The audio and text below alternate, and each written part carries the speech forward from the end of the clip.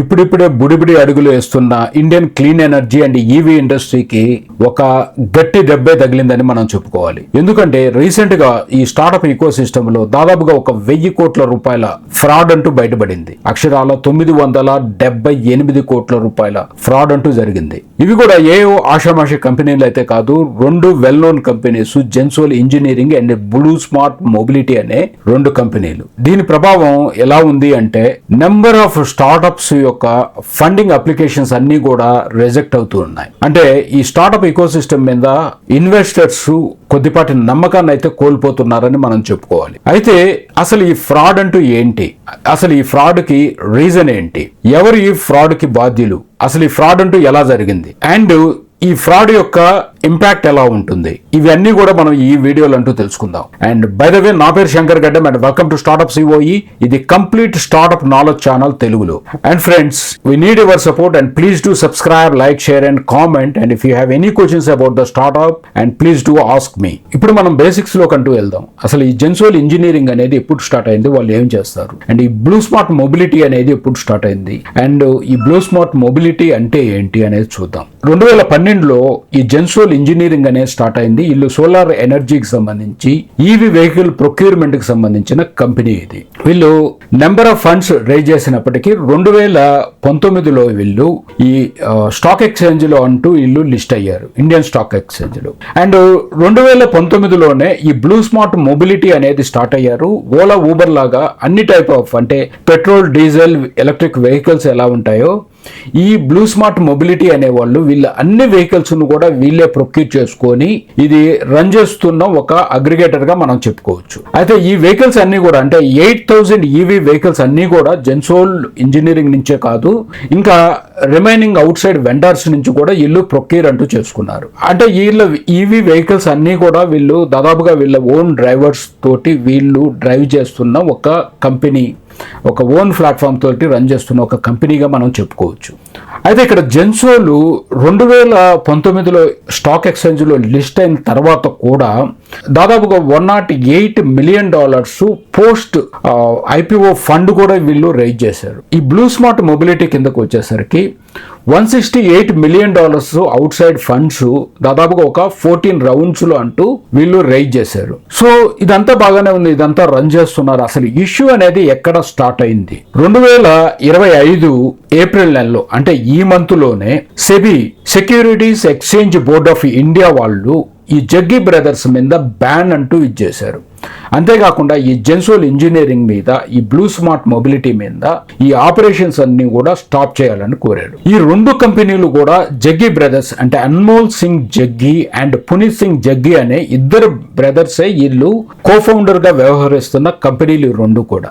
So అసలు ఎందుకు SEBI అనేది ఈ బ్యాన్ అంటూ విధిస్తుంది? సో నార్మల్ గా అవుట్ సైడ్ మీరు ఫండ్స్ రైజ్ చేసినప్పుడు ఈ సెబీ అనేది ఇంపాక్ట్ అవ్వదు. మనం స్టాక్ ఎక్స్చేంజ్ లో లిస్ట్ అయినప్పుడు మాత్రం వీళ్ళు ఆడిటింగ్ పర్ఫెక్ట్ గా అసలు ఉందా లేదా, లేకపోతే ఏదన్నా ఫండ్స్ డైవర్షన్ జరిగాయా, ఇటువంటి అన్ని కూడా వీళ్ళు అబ్జర్వ్ చేస్తూ ఉంటారు. సో ఈ జగ్గీ బ్రదర్స్ రీసెంట్ గా IREDA, అంటే ఈ రెన్యూవబుల్ ఎనర్జీ డిపార్ట్మెంట్ నుంచి అండ్ పిఎఫ్సి, అంటే పవర్ ఫైనాన్స్ కార్పొరేషన్ నుంచి వీళ్ళు దాదాపుగా 978 crore రూపీస్ ఫండ్స్ అయితే వీళ్ళు తీసుకున్నారు. సో ఈ ఫండ్స్ ని మనం ఎప్పుడు కూడా తీసుకునేటప్పుడు అసలు ఈ ఫండ్స్ ని ఎలా యూజ్ చేయబోతున్నాం, ఎలాంటి ఎక్స్పాన్షన్ కి యూజ్ చేయబోతున్నాం, ఎలాంటి మన డెవలప్మెంట్ కి, న్యూ ప్రొడక్ట్స్ కి యూజ్ చేయబోతున్నాం అనేది మనం క్లియర్ గా మనం ప్రాజెక్ట్ లో మెన్షన్ చేసినప్పుడే ఈ ఫండ్స్ అనేవి శాంక్షన్ అవుతూ ఉంటాయి. దాదాపుగా 600+ crores రూపీస్ పిఎఫ్సి నుంచి, IREDA నుంచి దాదాపుగా ఒక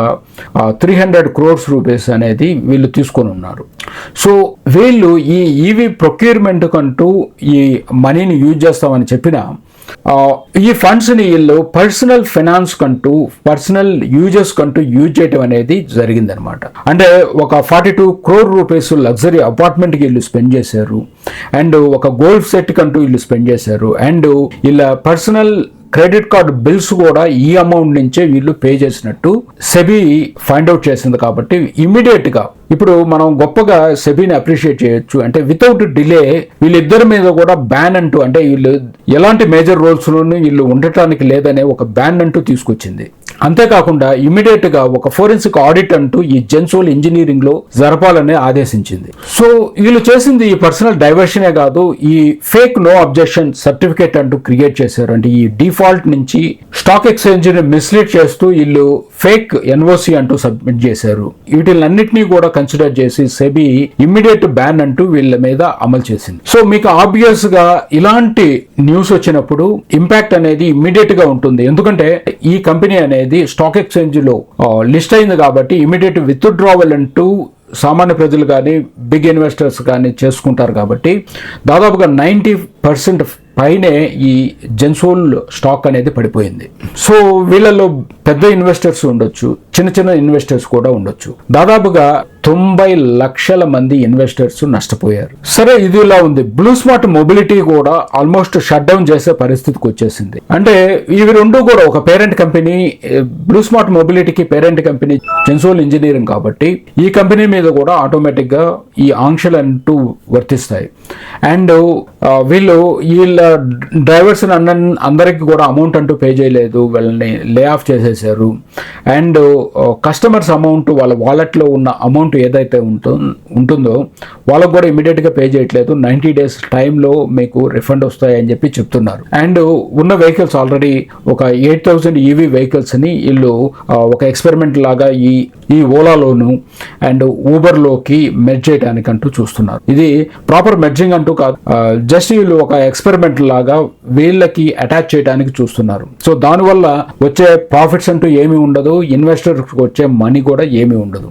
దాదాపుగా ఒక 8,000 వెహికల్స్ మనం కనుక చూసుకున్నట్టయితే వాళ్ళు $168 million ఫండ్ అంటూ రేట్ చేశారు. ఈ 8,000 వెహికల్స్ యావరేజ్ మీద మీరు ఒక 10 lakhs యావరేజ్ మీద 10 lakhs తీసుకున్నా కానీ, అంటే ఇవి అన్ని ఓల్డ్ వెహికల్స్ కూడా ఉంటాయి, బట్ యావరేజ్ మీద ఒక 10 lakhs తీసుకున్నా కానీ 8,000 crores వరకు, 800 crores వరకు ఈ వెహికల్స్ వర్త్ అయితే చేస్తుంది. బట్ నేనైతే ఇది 10 lakh ఈవీ వెహికల్స్ అని 10 lakh వర్త్ అయితే అనుకోవట్లేదు each EV vehicle maybe. But still ఎవరు కూడా ఈ వెహికల్స్ అంటూ పర్చేజ్ చేసే పరిస్థితి ఉందో లేదో కూడా మనకు తెలియదు. వీళ్ళ మీద ఉండే ఇన్వెస్టర్స్ అంటూ ప్రెషర్ తీసుకురావాలి. ఆ ఇన్వెస్టర్స్ వాళ్ళ మనీని ఎలాగోలాగా రివర్ట్ బ్యాక్ చేయాలి అన్నప్పుడు మేబీ వీటిని సెల్ చేసి వెనక్కి అమౌంట్ ఇచ్చే పరిస్థితి అయితే ఉండొచ్చు. సో ఇదంతా బాగానే ఉంది. అసలు ఇంత మేజర్ ఒక స్కామ్ లాంటిది జరుగుతున్నప్పుడు అసలు ఎట్లాగా ఇది ఇంత స్కామ్ అనేది బయటపడలేదు. వీళ్ళు ఒక్కరే, జగ్గి బ్రదర్స్ ఒక్కరే దీనికి రీజనా, రిమైనింగ్ వాళ్ళు ఎవరు కూడా దీనికి రీజన్ కాదా అనేది మనం చూసుకున్నట్టయితే మాత్రం మెయిన్గా మనం సత్యం స్కామ్లో కూడా మనం చూసాము, సత్యం స్కాండల్లో కూడా మనం చూసాము. మెయిన్గా బ్లేమ్ చేసిన వాళ్ళు అసలు ఎవరిని మేనేజ్ చేశారు అని చెప్పంటే ఆడిటర్స్ మనకి గుర్తుకొస్తారు. సో ఇక్కడ అసలు ఎవరు ఆడిటర్స్, అసలు వాళ్ళు ఎలాగ దీన్ని కప్పిపుచ్చారు అనేది ఇంతవరకు ఇన్ఫర్మేషన్ బయటికి రాలేదు. బట్ ఫోరెన్సిక్ ఆడిట్ అంటూ జరుగుతుంది కాబట్టి త్వరలో ఇవి అన్నీ కూడా బయటకు వచ్చే అవకాశాలు అయితే ఉంటాయి. సో ఇంకొకటి, అసలు కుల్జిత్ సింగ్ పోప్లీ అనే అతను ఈ ఐఆర్డీఏలో ఫార్మర్ చైర్మన్ గా మనం చెప్పుకోవచ్చు. సో ఐ థింక్ మనకి ఈ ఫండ్స్ అంతా రైజ్ చేయడానికి కూడా మేబీ తను హెల్ప్ చేసి ఉండొచ్చు. ఒక 3 ఇండిపెండెంట్ డైరెక్టర్స్, అంటే ఇంక్లూడింగ్ ఈ కుల్జిత్ సింగ్ పోప్లీ అనే అతనితో పాటు ఒక 2 ఇండిపెండెంట్ డైరెక్టర్స్ రిజైన్ చేశారు. ఒక సీరియస్ ఇదైతే దీంట్లో జరుగుతుంది అని చెప్పి వీళ్ళు బయటికి రావడం వల్లనే ఈ న్యూస్ అంటూ బయటకు వచ్చింది అనమాట. అయితే ఈ టోటల్ ఇదిలో కూడా మనం అసలు ఎలా చూడాలి అనేది ఫస్ట్ ఒకటిది లెండర్స్ కానీ ఇన్వెస్టర్స్ కానీ అసలు వీళ్ళకి ఫండ్స్ ఎలాగంటూ ఇచ్చారు, వీళ్ళు వాళ్ళని కూడా మిస్లీడ్ చేశారా, అసలు వీళ్ళ బిజినెస్ ఏంటి, వీళ్ళు ఎంతవరకు క్యాపబుల్, అసలు ఈ ఫౌండర్స్ ఎలాంటి వాళ్ళని తెలుసుకోకుండా వీళ్ళు ఇంత మనీని ఎలా ఇచ్చారు అనేది ఒకటి. అండ్ ఆడిటర్స్, ఇందాక చెప్పుకున్నట్టుగా auditors is the second one అని చెప్పుకోవాలి. అండ్ బోర్డు మెంబర్స్ కూడా అసలు ఎటువంటివి, అంటే ఇప్పుడు జరిగిన తర్వాత ఇప్పుడు వీళ్ళు ఎలాగో ఫైండ్ అవుట్ చేస్తారని బయటికి రావచ్చేమో, కానీ అసలు అప్పుడు జరుగుతున్నప్పుడు బోర్డు మీటింగ్, ప్రతి బోర్డు మీటింగ్ కూడా మినిట్స్ ఆఫ్ మీటింగ్ ఉంటుంది, దాంట్లో అంతా కూడా మెన్షన్ చేస్తారు ఎవరెవరు అగ్రీడ్ నాట్ అగ్రీడ్ అని అన్ని డీటెయిల్స్ కూడా దాంట్లో ఉంటాయి. కాబట్టి వీళ్ళు అప్పుడు ఎందుకు అసలు విజిల్ బ్లోయింగ్ అనేది చేయలేదు, అసలు ఎప్పుడు ఎందుకు వాళ్ళు ఒక అలార్మింగ్గా అప్పుడు ఎందుకు బయటికి రాలేదు అనేది ఒక క్వశ్చన్. అండ్ రెగ్యులేటర్స్ అంటే సెబీ కూడా ఇప్పుడు ఎందుకు యాక్షన్ తీసుకుంటుంది అంటే ఇంతకు ముందంతా ఎందుకు వీళ్ళని కీన్ గా అబ్జర్వ్ అంటూ చేయలేదనేది కూడా మనం వీళ్ళని కూడా బ్లేమ్ చేయొచ్చు. సో ఇదండి వీళ్ళ టోటల్ ఇప్పటి వరకు జరిగినది. సో వీళ్ళ ఇంపాక్ట్ మాత్రం స్టార్టప్స్ మీద ఖచ్చితంగా ఉంటుంది. స్టార్టప్స్ క్రెడిబిలిటీ మీద, ప్రతి ఒక్క ఫౌండర్ మీద వీళ్ళ ఇంపాక్ట్ అంటూ ఉంటుంది. నెక్స్ట్ వీడియోలో ఒక ఇంట్రెస్టింగ్ టాపిక్ అంటూ దీనికి రిలేటెడ్ గానే మనం చెప్పుకుందాం.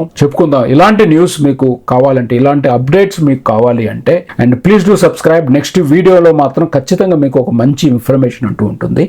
And please do subscribe, like, share and comment. And if you have any questions about the startup, please do ask me.